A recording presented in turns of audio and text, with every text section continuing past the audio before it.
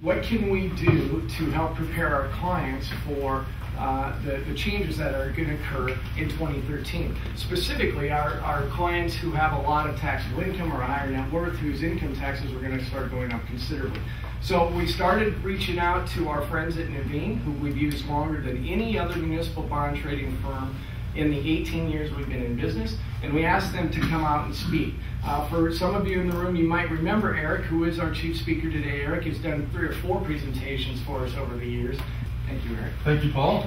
And thank all of you. I know there's other things you can do with your mornings, so I very much appreciate you coming out and hearing this presentation. While I'm talking, if anyone has a thought, a concern, a comment, just raise your hand. This is much better if it's a dialogue as opposed to a monologue, although I was intending on saving a little time at the end of the presentation for Q&A if anyone wants to wait till then. But don't hesitate to raise your hand as I'm talking. Paul mentioned I've been in Chicago the last 25 years. In fact, I've been in the municipal business for 30 years. And I often think that, or joke that, my friends for the first 25 years would call and say, how do you stay awake during the day? Because it's the municipal bond market and it's not exactly exciting. In fact, maybe it's a little boring. And after a couple hours at work, everyone's probably nodding off because there's just nothing happening. Well, that was for the first 25 years. For the last 5 years, those friends want to know if I can get any sleep at night. Because so much has changed in the market. There's so many headlines. Quite frankly, there's a lot of misinformation. And some of that is what I want to cover and clarify today. I'm going to be looking at my notes from time to time because we do have a fair bit of information, as Paul mentioned. I want to give you a sense of what's going on in the municipal market today, what happened last year, what's going on today as we prepare for 2013. So an update and an outlook for the bond market. We absolutely have to talk about what was termed the fiscal cliff, or I'll just say what the heck is going on in Washington. And that's a very important conversation. I think it's also important to touch a little bit on credit quality in the municipal market. So much has been written about the municipal market and the perceived decline in credit quality. I want to give you our view of that. And I also think it'd be important to talk about interest rates, or in particular rising interest rates, and how people should think about an environment of potentially rising rates and how that impacts portfolios. So, and I know that we manage money for some of you in the room, and I want to thank you for that. But sometimes, the last couple of years, my presentations have started by clients thanking us. Last year, we did about 5-ish% for the intermediate high-quality portfolios. If you tax adjust that, that gets even higher. It's not as good as the almost 11% we did last year, and I think the 7 the year before, the 4 the year before that. But performance in the market has been good again. And I say again because at least for the 30 years that I've been in the business, many people are afraid to buy bonds because they think rates are going up and they're going to wait. And I've heard that for 30 years. And I heard it a year ago, a year before, and a year before that as well. Rates are going up, we can't buy bonds. And in fact, that hasn't happened. And again, the returns have been very, very strong. We have portfolios that are being on the shorter, more conservative side, about 3-ish%. Most of you in the room, about 5-ish%. Anyone who's invested in the inflation-protected municipal portfolio, about 10-ish%. We have some portfolios that are even 15 and 20% returns. So it also speaks to the fact that there's different parts of the municipal market, because when you hear in the paper, when you read the paper or hear on TV, sometimes they act like all municipal bonds are the same. So the municipal bond market is doing this or that, and everything's behaving the same way, but in fact there's very different parts of the market that behave differently, and we're going to cover some of that as well. Now, one of the reasons for the performance has been performance in the municipal bond market has been the performance in the treasury market. Now, I mention treasuries because we often compare municipals and treasuries, the two forms of high-quality fixed income. There's good corporations in this country, but since triple B munis default less than AAA corporates, triple B munis default less than AAA corporates. When you're talking about high quality, we think there's really only two forms. U.S. Treasuries and high-quality municipal bonds. There's been a pretty remarkable rally in the Treasury market, and when the Treasury market rallies or prices going up, the municipal market tends to follow that with a little bit of a lag and a little less volatility. And part of this has been the flight to quality that we've experienced lately. Now, something that I think is particularly interesting about this, and I think about it in terms of the counterintuitiveness of the bond market, that bonds don't behave the way many individuals expect them to. So I'm thinking not this past summer, but the summer before, I was in New York giving a presentation much like this. And this was around July, late June, July. And it was hotter in New York. We won't go there. So there was one individual who was particularly interested in talking about the bond market. And he got to the restaurant before we even arrived. He sat right where you're sitting, Mike. And before we were able to start, he said, I want to ask you a question. In fact, I want to make a statement. If the U.S. Treasury is downgraded or defaults, interest rates are going to skyrocket, and that's why I'm not buying bonds. So another version of interest rates are going up, so I can't buy bonds. Well, I said to this person, well, I could give you some reasons of why the exact opposite might occur if the U.S. Treasury is downgraded or defaults. The exact opposite might potentially occur. Counterintuitive. Well, on August 5th, what happened? Two very important things happened on August 5th. One, I had a birthday. Two, what was my birthday present? S&P downgraded the U.S. Treasury, and what did that precipitate? A massive rally in Treasuries. So the asset class that just got downgraded, and there's talk, we're going to talk about whether that can happen again. Fairly likely from the way it appears. But an asset class that just got downgraded, everybody started buying.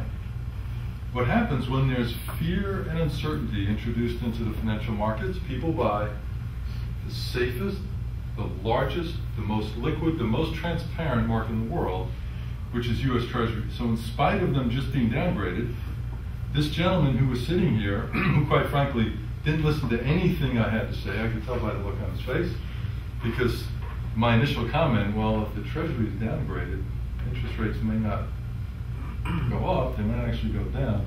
He thought made so little sense that he couldn't possibly listen to anything I said the rest of the day. And that's exactly what did happen, though, again. So bonds can behave very counterintuitively to what individuals expect. And I think what that really speaks to is that individuals strongly, I would say, believe and understand that they need help in the equity market. I would suggest that they also need help in the bond market.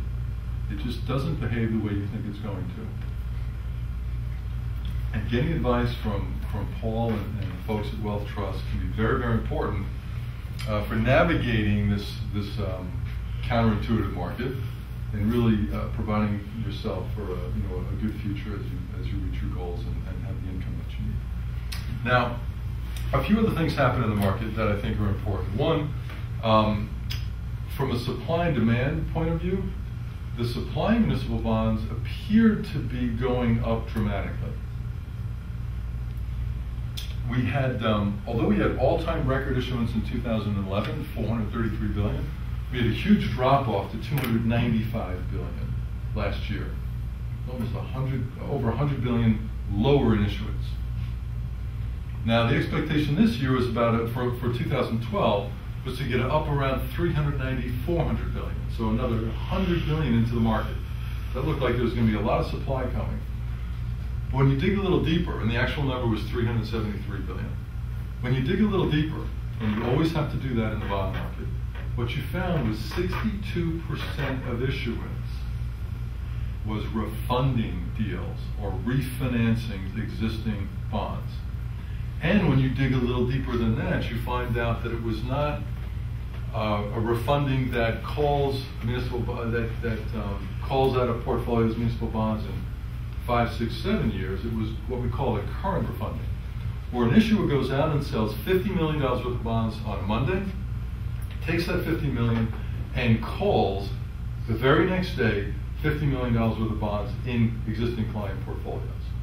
So call risk in the market is something that's very underappreciated, and many individuals last year found their 4.5%, 4.75%, 5%, 5.25%, 5.5% coupons that they were expecting to hold for 5 years, 10 years, sometimes 15 years, being called away from them, which represents also reinvestment risk in the market. But the fact that that supply was so heavily weighted towards these refunding deals meant that although supply was high, the actual size of the municipal market shrank last year like it did the year before. It's never happened before in history. The municipal bond market has shrunk in size 2 years in a row. And that was in the face of very strong demand. There's a few services that measure this demand, flows into municipal bond product. It was over $50 billion last year. According to one service, ISI, it was positive every single week until the middle of December, where we had 2 negative weeks. And that was related to what's happening in Washington, which we're going to talk about in a second. But the 2 negative weeks, still, we had very strong demand. Over $50 billion flowed into funds last year. And in fact, the first week of the year, we had the strongest demand for municipals that we've seen since 2009. So although there was concern going into the end of the year of what was going to happen in Washington, there was conversation about increasing taxes, which we felt was pretty much a certainty.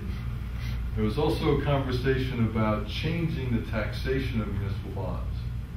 There was one proposal in particular by the Obama administration to cap the benefit at 28%.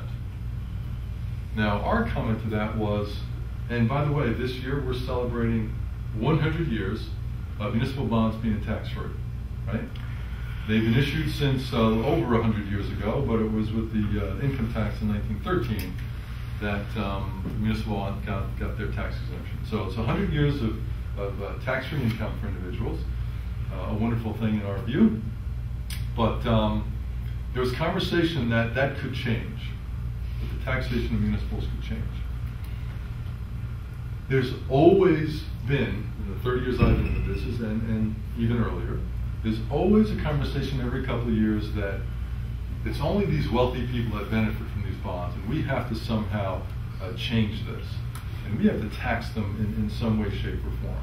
So always a conversation. Municipal bonds, as we say, sell off or get cheap. Price goes down. We buy them, and the price goes back up. That's exactly what happened at the end of last year. We saw the market, although very strong performance, and we finished very strong. In December, we started to tick down a little bit. The irony of that 28% proposal, the irony that it's a proposal from the current administration, is that if you think about it, if you raise the cost of municipal issuance, if you raise the cost of selling water and sewer bonds, transportation bonds, public power, if you raise that cost of issuance, it's in effect, if you think about it, it really results in a regressive tax. It's a regressive tax because when we pay our water and sewer bills in this country, we don't pay them based on income like we pay our income tax. The more money you make, the more tax, and not just more absolute dollars, but you pay a higher percentage. So it's called progressive. If you don't make so much money, you might pay 10%. If you make more money, you pay 25%. If you make a lot of money, you pay now 39.6%. So the taxation in this country is progressive. The Obama administration believes very strongly in progressive taxation, that the wealthy should pay more. And as of the last agreement, that's exactly what's happening. But the funny thing about this capping the municipal benefit at 28% is a regressive tax. And that will fall more strongly and harder on the less wealthy or the poor people in this country as you raise the cost of issuing bonds. So that was one of the reasons that we, although we're worried, well, we're bond people, right? If we were optimists, and thought everything was going to be great, and I'd be in the equity market. We had an analyst once come into our firm who was reviewing our portfolio managers and asked one, he said, "Chris, do you worry about it?" And Chris said, "Stop right there." And the answer is yes. And she said, "You got to give me a chance to ask the question." And he said, "But we're bond people. We're natural born worries. We're about everything. So whatever you're thinking about, you bet we worry about it." We did not think that there was a strong likelihood that the taxation of municipals would end. Some people think it should, or that it would be meaningfully adjusted. So what ended up happening was taxes went up, taxation stayed, that made bonds again more attractive, and we're seeing very strong demand, and we're seeing a lot of flows into the market, and we're seeing values lifting up again. Now the conversation's not over. We've got the debt limit coming up again. We're going to have another conversation when the debt limit in the summer of 2011 led to the downgrade by S&P of the U.S. Treasury, AA+. The rating agencies have been very clear. If there's not $4 trillion of savings, the U.S. government could be downgraded once again. It seems like there's a very reasonable likelihood that happens. A very reasonable likelihood. We're not seeing any proposals that address $4 trillion. And again, the rating agencies have been very, very clear about this. All Fitch, Moody's, and S&P all have the U.S. Treasury with a negative outlook, although Fitch and Moody's still have U.S. Treasuries at AAA. It was S&P who downgraded them in August 5th on my birthday in 2011.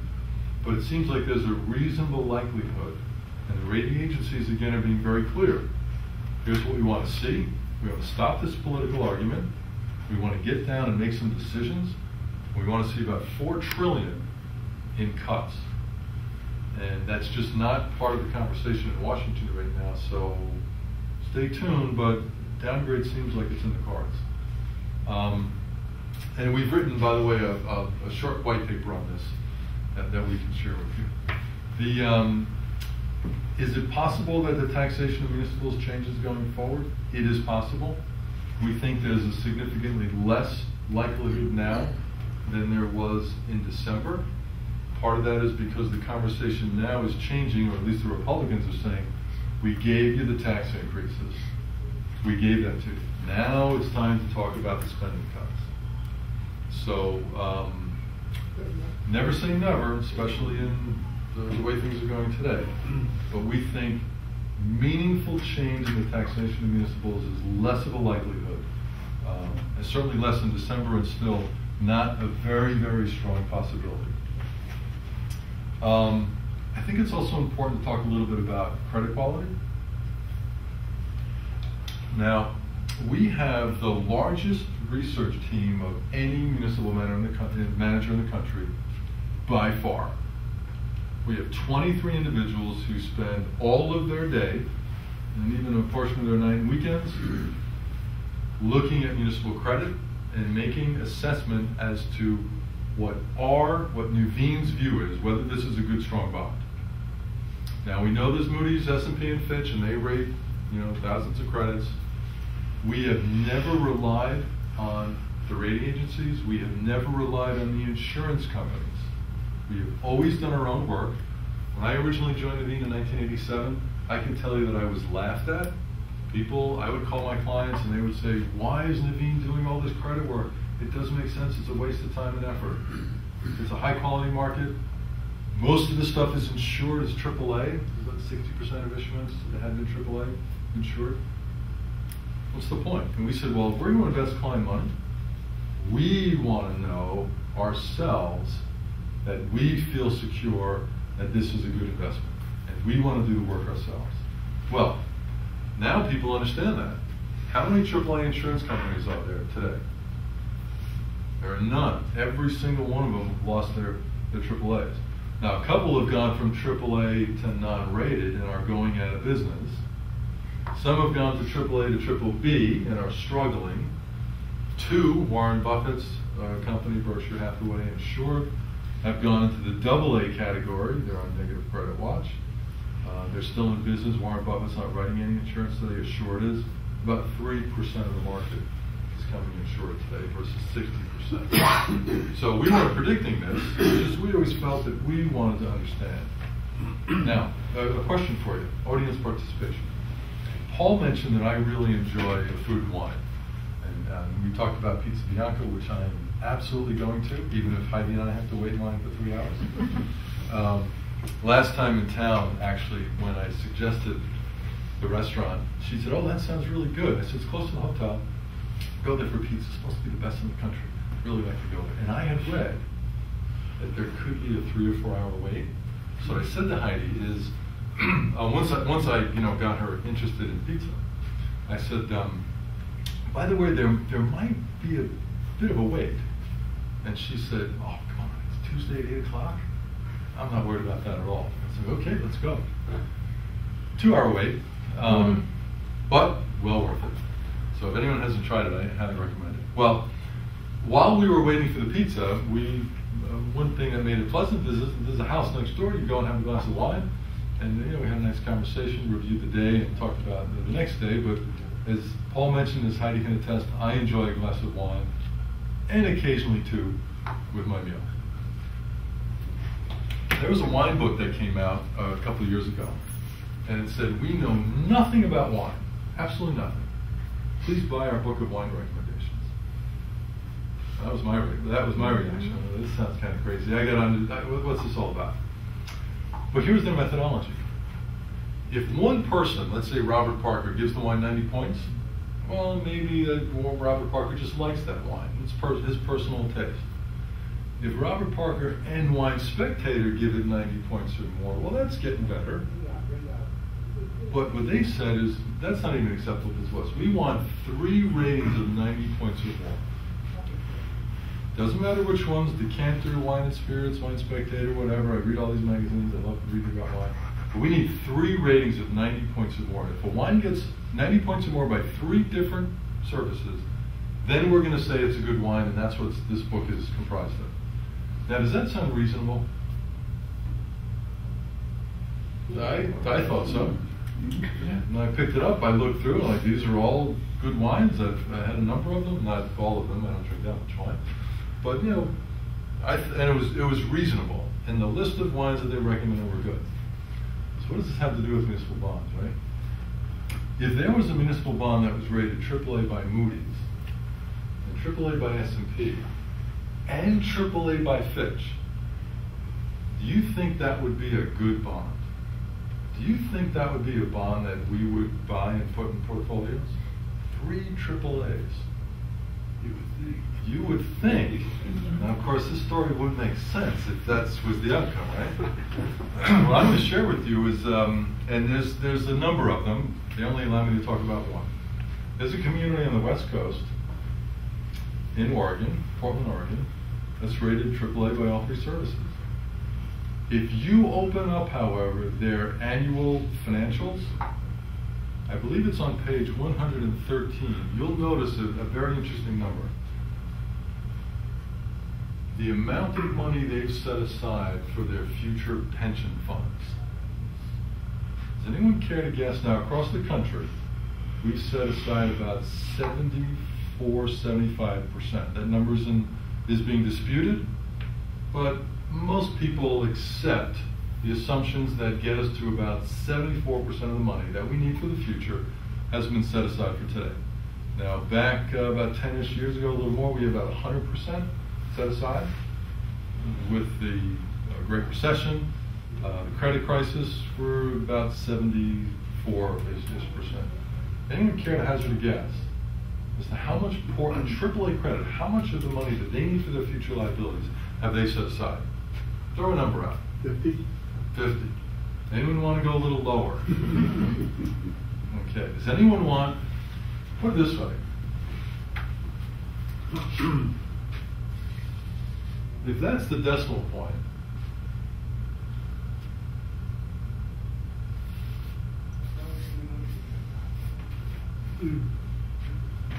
does anyone want to guess what the numbers over here would be? 0. they set aside less than 1% of what they need for their future liabilities. And they're rated AAA by 3. And the reason that's the case is because the rating agencies, and I'm not, this is not criticism, this is just their methodology. They are backward looking, or they have been. They're beginning to change. They are backward looking. And to be fair, if you are backward looking, so you take all the communities and you look at last year number and the year before and the year before and the year before and the year before, and you look at the general fund balances and you look at population levels and all of the numbers depending on looking at water, sewer, number of connections, age of the system, money set aside in reserve funds, hospitals, number of beds, doctor groups, revenues, inpatient, outpatient balances, all the different things you look at and say, if you can do that very objectively if you're backward looking, right? You can look at all the communities and put them in spreadsheets and you can rank them. Now you have to make some assessment as to what's more important in the weightings, but it can be very objective. So the rating agencies can, I think, make a fair statement. They're very objective. They're backward looking, they're very objective. At Nuveen, that number is very meaningful to us. We don't think Portland, Oregon is going to default, but you got to wonder if they're going to maintain their AAA rating as this catches up with them. And as either they're raising taxes, they're cutting services, they're doing any number of things that make their financials look a little bit different. So for us, we are forward-looking, which is much more subjective, but we think that's the proper way to do analysis. And therefore, we find that more and more, and a couple of years ago I was defending the rating agencies, saying that they got all this CLO and CDS and all that stuff wrong. But they're pretty good on municipal bond ratings. What we're finding is we more and more diverge. So again, at Nuveen, with the largest research staff of any manager in the country, we do our own credit work, period.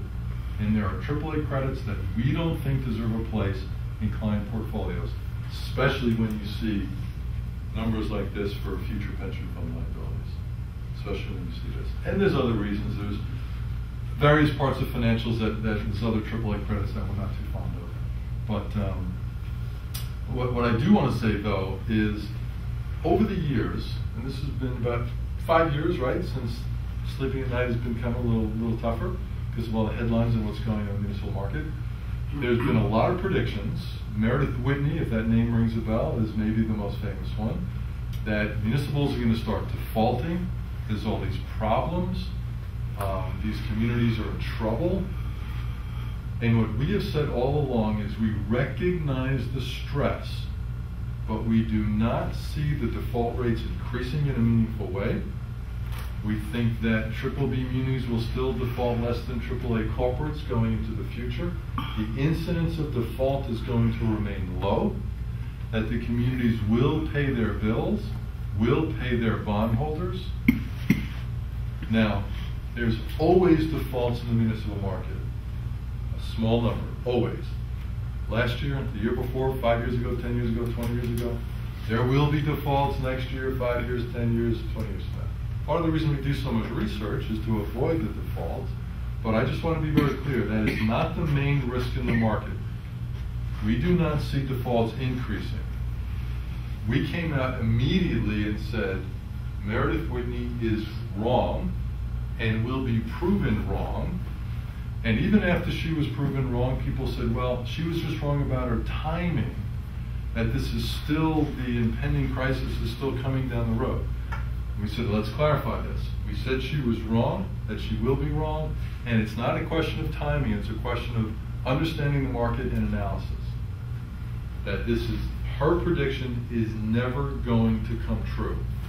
There will not be hundreds of billions of defaults in the municipal market.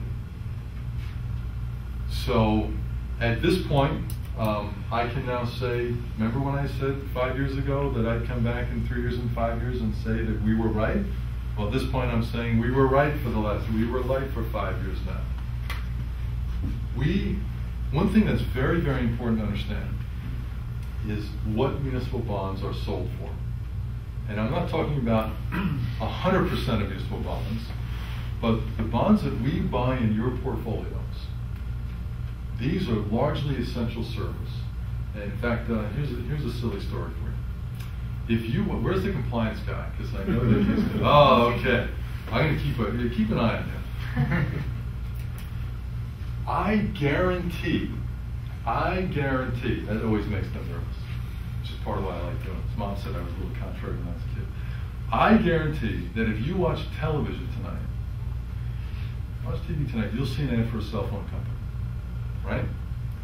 T-Mobile, Verizon, the whole thing, and you can picture them now, right? And hear them, extra minutes, bigger phone, smaller phone, faster phone, friends and family, all the, you know, it's basically the pitch is leave that provider and come with us, right? Could anyone imagine the following ad on television? After the cell phone ad, how about this ad? Attention Scottsdale residents, we got great news. We're digging up the streets, we're putting in a new water and sewer system, and if you leave your old provider behind and come with us, the new guys, colder water, hotter water, cleaner water, operator standing by for 10% discount. Could anyone imagine that? I see a smile or two. When you think about it, that can't happen, right? Water and sewer is a legal monopoly. There's no competition. People pay their water and sewer bills because when you go like this, or my hotel last night where I went like that to get the water on and hot and cold and splashing hot water all over the place. When you go like this, if something doesn't come out, your life has changed for that. If you flip the switch and the lights go on, something is very, very wrong. So when you think of the kinds of bonds that we buy in your portfolio, water and sewer bonds, power production, transportation, school bonds, things that are absolutely essential to our way of life. Now there's issuance in the municipal market, and this is the stuff that does get into trouble. There's tobacco bonds, there's various project plans for nursing homes. There's a portion of the market that has substantially more risk in it. There's no question about that. And when there are problems, they tend to happen in those areas. When you think about the bulk of the market, and in particular what we buy for you, a high quality market, essential service revenues, things that are we absolutely need and pay for. And that's absolutely critical to credit support. So what we said was at the very top level, these people don't understand the fundamental need and use of municipal bonds. So there was once a rule of thumb, I don't think it's true anymore, and it sounds like you're confirming it, that general obligation bonds were the safest bonds to buy. Would you say that's true or false?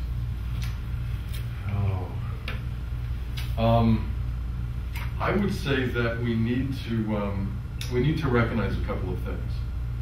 When people say general obligation, there's an assumption that there's ad valorem taxes, or the community is pledged to raise taxes to any amount necessary to pay the bonds. But yet there are some communities and some states that have limited taxing authority. So what's a pledge to raise if you're at your limit? So that has to be understood. There's unlimited tax GOs in theory, and they're not unlimited depending on where they are and how they're issuing. There's limited tax GOs, which clearly state that they'll only go so far. Over time, if general obligation bonds yield like this, revenue bonds tend to yield a little bit more. This relationship changes. And the nitty-gritty of portfolio management, which is what we do, is to watch a number of things, coupons traded, call features, credits, the whole thing. But this relationship is also very important. And when there were when Harrisburg, in particular, in Jefferson County, and then in California, there's been recent Chapter 9 filings, that's municipal bankruptcy, for San Bernardino and Stockton, California. It's something that we might want to talk about relative to pension obligation.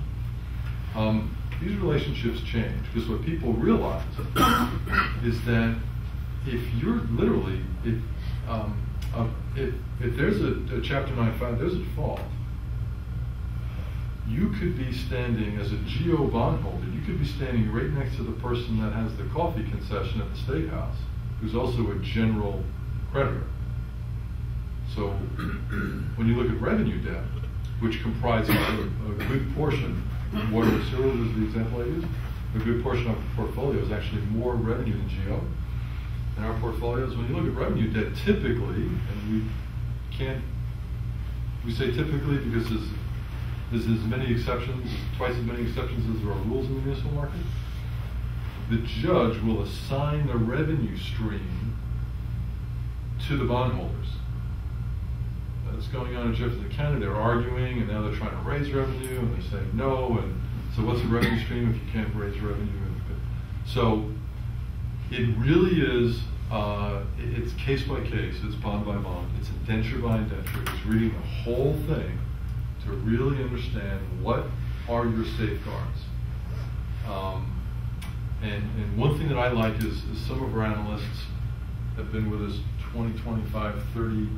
And over 30 years. So you can track credits over time and get a sense of how they perform, and just understanding the metrics, because it really is one by one by one. It has to be done that way.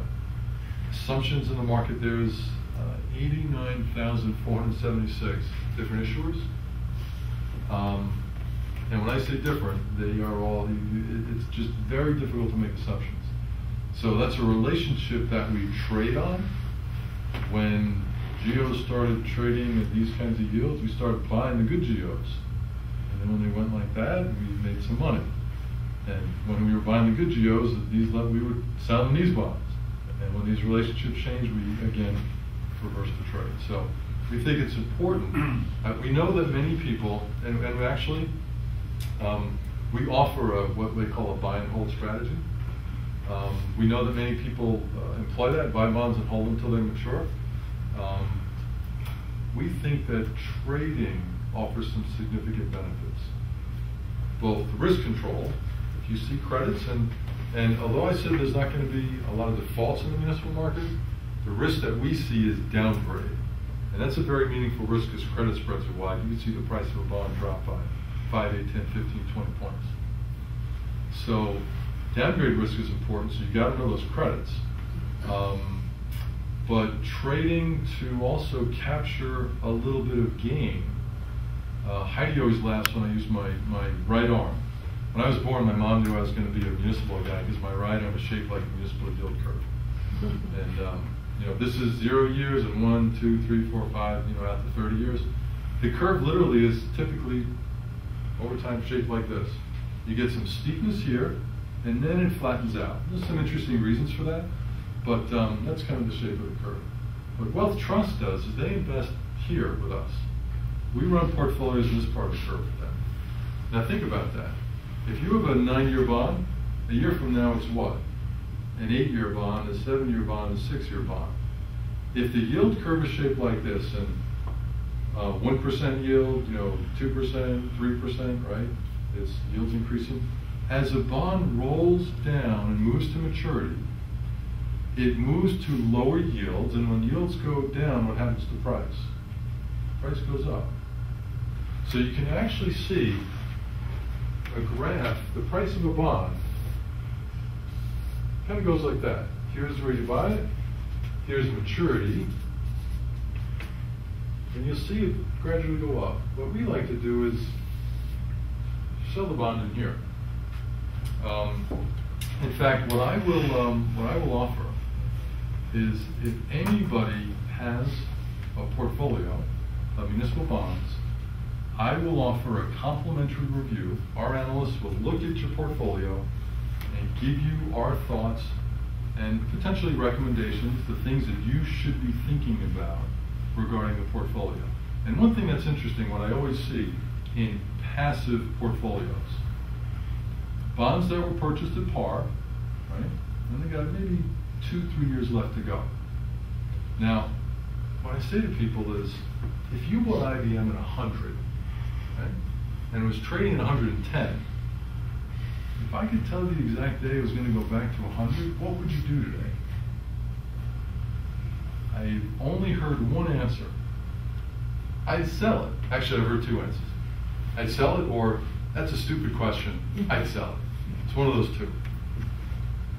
when I look at municipal bond portfolios, I see bonds that were purchased at 100, or we call par, that are trading at 110, and sometimes 115 or 120. And guess what? I can tell you the exact day they're going back to par. It's maturity. So what are you going to do? It's a 3-year bond. By the way, that $110 price is associated with the yield to maturity of maybe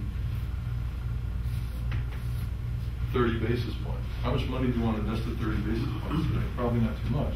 If you hold that bond, you are invested at 30 basis points. That measures your prospective economic return from this day forward. So why not do what we would do? Sell that bond, capture that gain, go from yielding 30 basis points of return to maybe 130 or 230 basis points of return. So I think I understand your math, but what I don't understand is why would anybody pay that price when that's the yield to maturity on that bond? Why would somebody pay 110? What? Well, I can tell you why someone would pay 110 or why we would pay 110 for a longer bond. But the shorter bonds, there are people, and we actually run portfolios of short bonds for people, although we say to them, and again, counterintuitive, we say to them, this is more of a conversation we would have with Paul and his team, and this is a conversation we've had for many, many years now. Probably better off being a little further out the curve, a little longer duration, a little more maturity, pick up some income. This is what we call roll down the curve, this is spread tightening. You get some principal appreciation. But there are many, many people who are conservative. We used to have an ad at Nuveen, a drawing, a pencil drawing of a person with a belt and suspenders. Right? You really need both? Some people do. So there are extraordinarily conservative investors that don't want anything beyond 3 years. In spite of the conversation we can have that sort of shows and demonstrates that there's good reasons to be out to the 10-year part of the curve, 10-year maturities. So there are people that just desire that safety. And they'll take a negative return to get it. Well, you don't get a negative return in the muni market. You might get a negative real return because of where inflation is. They're not worried about it. Well, see, again, this is why I say individuals really need to talk to advisors. They will accept this extraordinarily low yield, which results in a negative real return out of personal preference, or either personal preference, which I understand, or I don't want to say, or maybe a not a full understanding of the bond market and its potential, given the shape of the curve, given the way callable bonds trade versus non-callable, revenue bonds trade versus GO, 4% coupons trade versus 3% coupons, and how all of this changes every day over time, presenting opportunities for institutional managers. So, but sometimes, you know, it's just it's a preference. But if anyone had a municipal bond portfolio, or actually had a friend who had one, I'd be more than happy to do a review. You get a very nice output, about 15 pages or so. Get some nice colored charts and graphs, but it really is a good education of what you own, how you're positioned for income, for risk, and I'll give you my thoughts on yield curve positioning, on call risk, on all of the metrics that we look at, if that's something that you'd want to take advantage of. I want to be a little careful about time. Yeah, so probably we've got a few more minutes before Q&A. Okay, so let me take a quick pause. Are there any other questions at this point? You say the bond market has gone down. Is that in value or in units? The bond market has gone up in value, down in yield. As yields go down, prices go up. which is the example when I was using my arm. As a bond moves towards maturity and prices to lower and lower yields, the price, and maybe, I apologize, I didn't give you a chance to see this. The price naturally goes up. Now this is affected by a lot of things. It might go up a little bit, it might go up a lot, but it naturally goes up as it prices to lower and lower yields. But then as it approaches maturity, the price starts to go right back down to par. So what we say is, if you can trade efficiently, you can capture gain in the municipal bond market and grow principal. And if you grow principal, you can grow income over time, and you can also negate the effects of inflation. So we think of total return strategy and active management strategy. Although we offer passive, we think an active strategy, historically is shown, produces a better return. So I might have been, maybe if you didn't see that, it wasn't clear, but the bond market has done extremely well as yields have come down, which means prices have gone up. So I think that's a good segue into a topic that I'll try to cover fairly quickly, which is rising interest rates. Again, 30 years I've been in the business, people say, I can't buy bonds, rates going up, right? Now I would used to challenge them and say, well, you know, my crystal ball is not that shiny, right? It's not that clear. You know, how do you really know this? Very difficult predicting interest rates. In fact, if you look at the Wall Street Journal survey since 1982, you want to take a guess. For the 51, 52 economists that they survey, and these are people that spend all their time thinking about the economy, what's going on in the U.S. economy, and how that's going to affect interest rates. In the last 30 years, what percent of the time do you think they got the direction at the end of the year our interest rates are going to be higher or lower? And the survey's going on right now. At the end of this year, they're being asked, will interest rates be higher or lower? What percent of the time do you think they got that question right? 50. Less than 50. Less than 50? Less than 50. Or That's in other useful words, information. about 30, I think it's 30%. It's either 30 or 32%.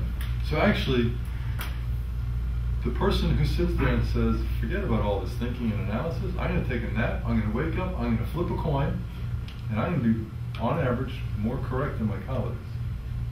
It's pretty crazy. So we don't believe, but we believe it's very difficult to predict the direction of rates. Now, with rates having come down quite as far as they have, we also believe rates are going up. But the rest of the conversation is, well, do you really know? At this point, we feel pretty comfortable rates are going up. But then there's some more important questions. Which rate are you talking about? LIBOR behaves different than 10-year munis, which behaves differently than 30-year treasuries, which behaves differently than single A corporates. So, which rate? How far is it going to go up? If it goes up a little bit, that doesn't have much of an impact on portfolios. How fast is it going to go up? The speed of the increase is also very important. What's the shape of the yield curve going to be, or the relationship between 5-year bonds and 5-year bonds and 10-year bonds and 20-year bonds? Are 3-year bonds going to go up or down faster than 10-year bonds? That's very, very important. So what's the shape of the curve? Since rising rates tend to lead to subdued economic activity and falling rates, are you going to get the timing right? We've run bond portfolios. We have a composite, approved by all the regulators. It goes back to 1989, so was it 23 years? We had 23 coming on 24 years. We've had 2 negative years, okay? And I mention that because those 2 negative years, if anyone was sharp enough to miss our worst year ever, 1994, down 2.8%. Now sometimes when I say that, people say, oh, that's not so bad. Well, I agree.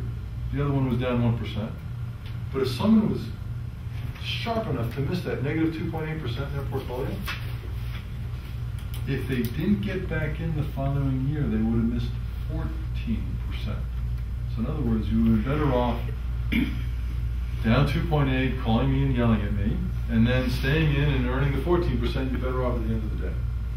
So this whole thing of rising rates, which rate, how far, how fast, shape of the curve, all these things are very, very important. And in particular, and we also wrote a research piece on this as well, in 1994 and 1999, some parts of the bond market did have negative returns. Not all parts, some parts. And the papers like to point to those years. What we like to remind people of is that in 2004, 5, and 6, and we think that the near future, I don't think rates are going up for a little bit yet, the near future is going to look a lot more like the 04, 5, and 6 than 99 and 94 because the Fed is very, very different. The Fed is a Fed of transparency and gradualism. And in 2004, 5, and 6, when they took Fed funds from 1% to 5.25%, 17 consecutive rises from mid-04 to mid-06, guess what happened? If interest rates go up, which means bond prices go down, what happened to our returns in 2004, 5, and 6?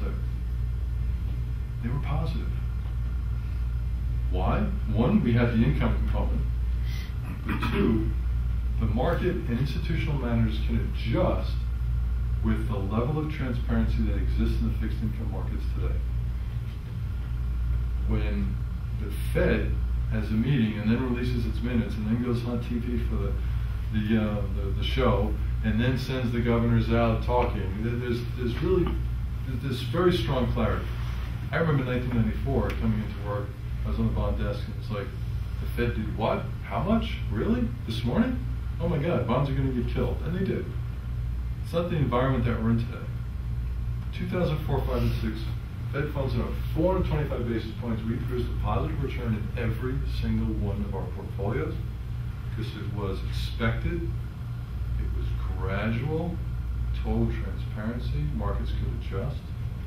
We think the future looks a lot more like that than the way 99 looked, which produced a negative 1%. I'm not exactly proud of that, but I guess you could say it wasn't so bad. And by the way, that was followed in 2000 by up 10%. So again, timing, very, very important. So we do think rates are going up.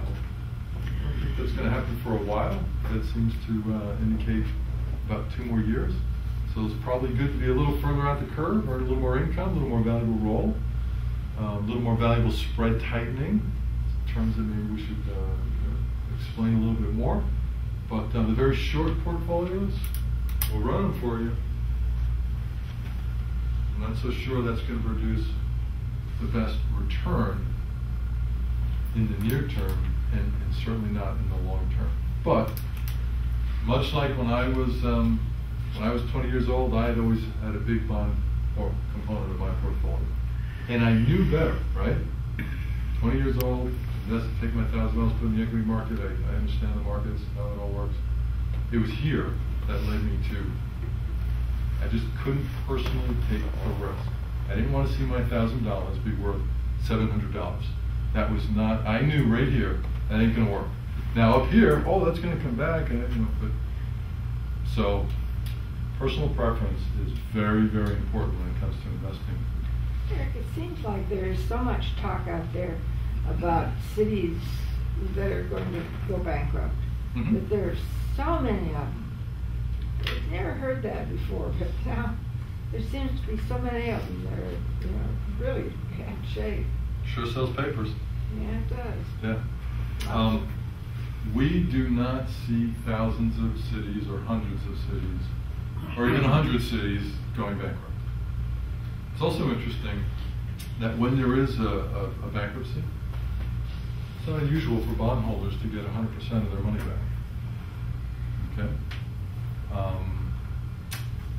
But there's definitely more stress on municipal budgets than there's ever been. It's also a fact that for 11 straight quarters, which is almost 3 years now, state revenues have increased for 11 straight quarters, increasing revenues.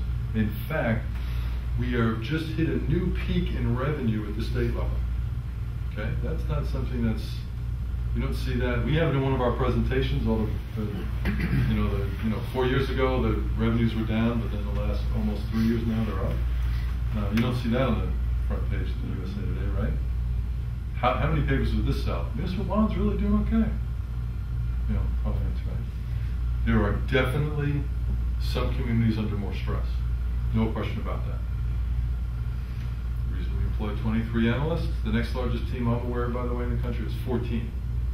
And I'm pretty sure they have a portfolio manager who covers a sector, so they get to count one of each. 23 dedicated. 12 of our 17 PMs came out of research. We don't even count those in research capability. Spent 10 years in research and go to portfolio manager.